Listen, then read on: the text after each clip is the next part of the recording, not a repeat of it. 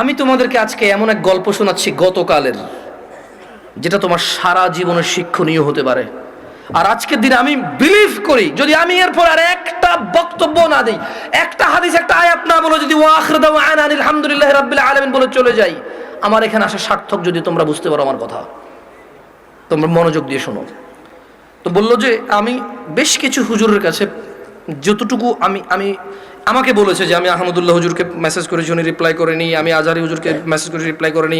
আমি আব্দুর রাজাক বিন ইউসুফ হুজুরকে মেসেজ করেছি, উনি রিপ্লাই করেনি। আমি কুয়াকাটা হুজুরকে মেসেজ করেছি, রিপ্লাই করেনি।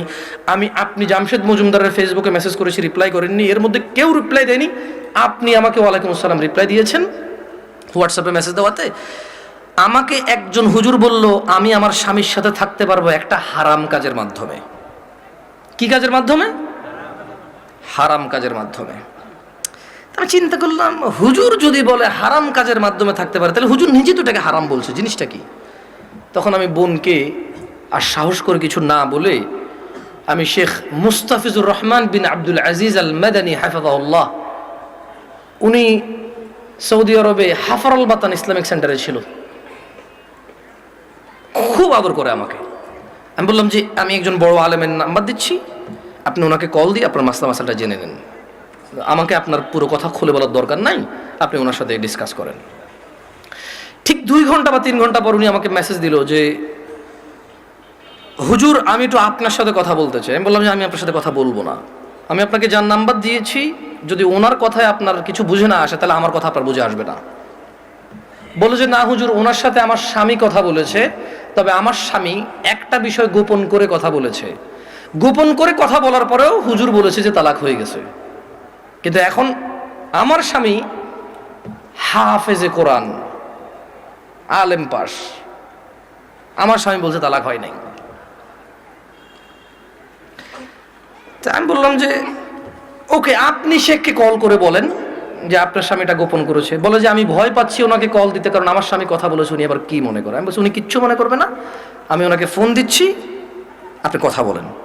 ভদ্রমহিলা কথা বলবে না। তখন জোহরের টাইমের সময় হয়েছে, আমি ফোন দিলাম। এবার মানে আমার একটু মেজাজ খারাপ হয়েছে। কি খারাপ হয়েছে? মেজাজ খারাপ হয়েছে। ওই ভদ্রমহিলা আমাকে বারবার বলতে চেষ্টা করতেছে যে আমার একটা বাচ্চা আছে, যদি এখন আমরা স্বামী স্ত্রী আলাদা হয়ে যাই আমার বাচ্চাটার কি হবে? কনসার্ন কোথায়? বাচ্চা। আমি কল করলাম, কল করে বললাম আপনি তালাক হয়েছেন বা হন নাই, আমি কি এরকম কিছু বলছি? বলে যে না। আমি বললাম ধরে নেন আপনার স্বামী আপনাকে তালাক না দিয়ে যদি গলা একটা কোপ দিত, আপনার গলাটা কাটতো কিনা? বলে যে কাটতো। আমি বললাম তালাক দিল, তালাক হবে। এবারে হুঁশে দিছে না বেহুঁশে দিছে, রাগ করে দিছে না আদর করে দিছে, মজা করে দিছে নাকি দুষ্টামি করে দিছে, এইটা ম্যাটার না। আপনার স্বামী যদি আপনাকে 5 তলা বিল্ডিং থেকে রাগ করে অথবা রাগ না করে হাসি মুখে অথবা দুষ্টামি করে যদি আপনাকে ধাক্কা দিত, আপনি কি পড়তেন 5 তলা থেকে? বলে যে পড়তাম। তাহলে আপনার কেন মনে হচ্ছে না যে আপনার স্বামী আপনাকে রাগের মাথায় তালাক দিলে হবে না? রাগের মাথায় ধাক্কা দিলে যদি 5 তলা থেকে পড়ে আপনার হাত পা ভেঙে যায়, মরার সুযোগ থাকে, মরে যেতে পারেন আপনি, এরকম সম্ভাবনা থাকে, তাহলে কেন আপনার স্বামী আপনাকে তালাক দিলে তালাক হবে না? মানতে অসুবিধা কোথায়? যে আল্লাহ আপনার এই স্বামীকে কবুল বলার পরে ওর সাথে থাকা বৈধ করেছে, সেই আল্লাহই তো 3 তালাক পরিপূর্ণ হয়ে গেলে থাকাটা অবৈধ করেছে। যিনি আপনাকে এর সঙ্গ দেওয়ার জন্য বৈধ করেছে, আপনি মেনেছেন সেটা। উনি যখন অবৈধ করেছে সেটা মানছেন না কেন আপনি? প্রবলেম কোথায় আপনার? আপনার বাচ্চা, যদি আপনার হাজব্যান্ড কালকে অ্যাক্সিডেন্ট হয়ে মারা যায়, মৃত্যুর পর আপনার হাজব্যান্ডকে নিয়ে আসতে পারবেন জীবিত করে? না।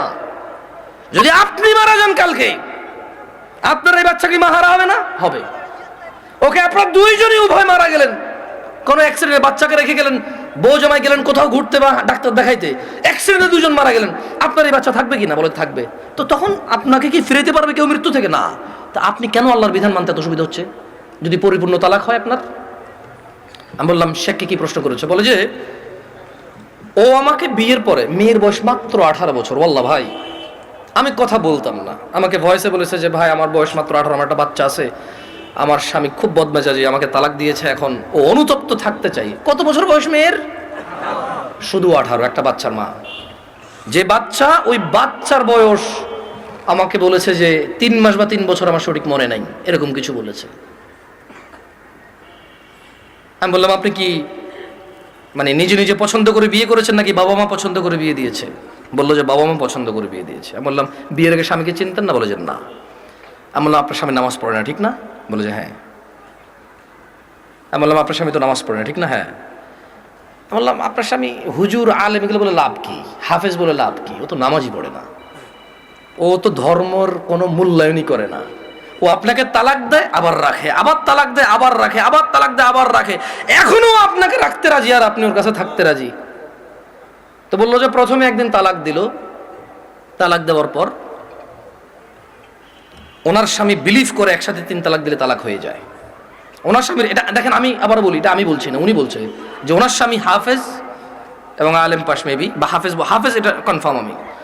তো বললো যে উনি জানে যে এক বৈঠকে 3 বার তালাক দিলে তালাক হয়ে যায়, কিন্তু শেখ মুস্তাফিজুর রহমান বিন আব্দুল আজিজ মাদানীকে যখন ফোন করেছে তখন উনি বলেছে আচ্ছা ধরলাম একবার, 3টাকে কয়বার ধরলাম? এক বৈঠক ধরলাম। বলে যে আপনাকে আদ দিছে? বলে যে হ্যাঁ আরেকবার দিছে। বলে যে ওটাকে আবার ধরলাম। বলে যে আদ দিছে? বলে যে সে গোপন করছে, কিন্তু সে একদিন আমাকে বলছে তোমাকে আমি তালাক দিলাম, তুমি যাচ্ছ না কেন? এই কথাটুকু শেখের কাছে সে গোপন করেছে। কি করেছে?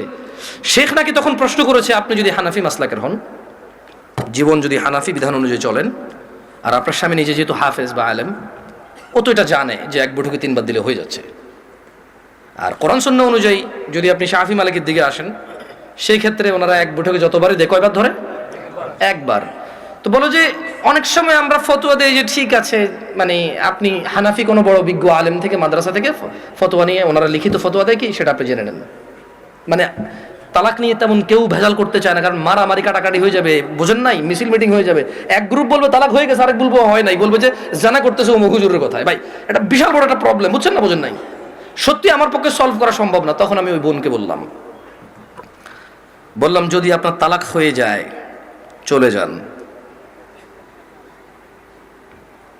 ইদ্যত পালন করে কোথাও বিয়ে বসে যাইয়েন, আর পরবর্তী স্বামীর যত্ন নিয়েন।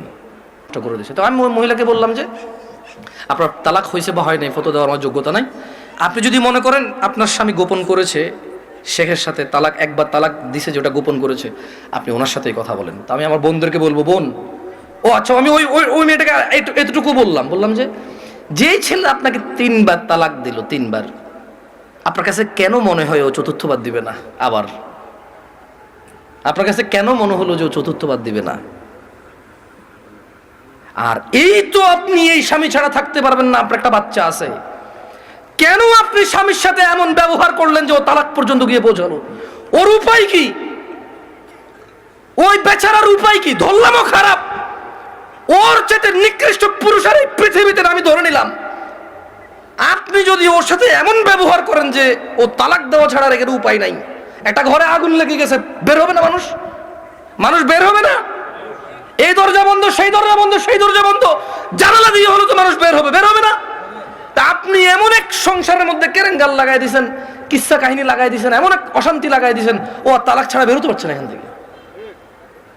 এমন করলেন কেন? এই যে এখন কান্নাকাটি করতেছেন, এমন করলেন কেন?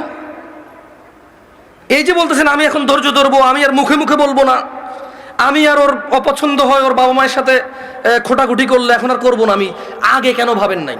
আমি আমার বোনদেরকে বলবো তোমার স্বামী আছে, ওকে গুরুত্ব দাও।